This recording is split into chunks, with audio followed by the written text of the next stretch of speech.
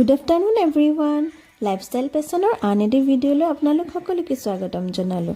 আজি উৰুকাৰ নিশা আমি সন্ধিয়া এয়া জুই ধৰিলোঁ। গেৰেজতে যিহেতু জুই ধৰিলোঁ সেইকাৰণে আমি নিজৰ ঘৰে ঘৰে খালোঁ।